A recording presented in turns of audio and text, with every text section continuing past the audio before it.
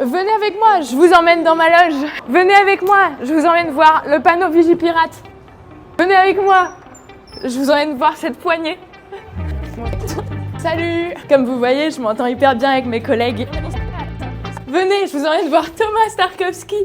Stakowski, je l'ai mal prononcé. Ça fait 7 ans qu'on se connaît. Il joue Maurice Chevalier, Grieg, Schulze-Boysen et l'aumônier. Venez, je vous emmène voir Yanis, qui joue notamment Horst Heidmann dans le spectacle. Bienvenue dans ma loge. Comme vous pouvez voir, un spectacle vraiment qui évolue. Ça, c'est des cache-tétons communistes. Mon costume dans l'acte 3, c'est juste un slip. Ça, par exemple, c'est Karin Boye que je joue dans l'acte 3. C'est une poétesse suédoise. Ça, c'est elle, le vrai elle. Ça, c'est à partir de ce qu'on a dans le livre.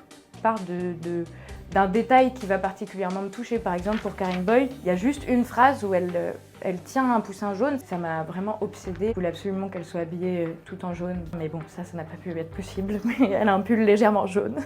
J'aurais aimé vous parler aussi de Margaret Steffin, une assistante de Brecht et qui a vraiment coécrit, si vous voyez ce que je veux dire. Genre coécrit beaucoup de ses pièces, écrit ses pièces. C'est Bertolt Brecht en fait, Margaret Steffin. L'autocat, dans le livre, c'est le personnage que le narrateur rencontre, qui lui fait visiter Paris, qui lui en met plein les yeux, qui a réussi à récupérer beaucoup d'argent pour l'URSS, qui était un malin en fait. Ce cintre ne marche pas, c'est bon. Il ne lui ressemble pas du tout à la figure queer et dansante que j'en ai faite. J'ai pris des libertés. Et toute l'histoire qui racontait aussi dans Esthétique, c'était le rapport avec son meilleur ami, Willy Munzenberg, un militant pour le coup qui doutait du parti. Son assassinat a été commandité par son meilleur ami, Otto Katz. Ok, là je dois vous laisser parce qu'on va commencer la générale. Au revoir!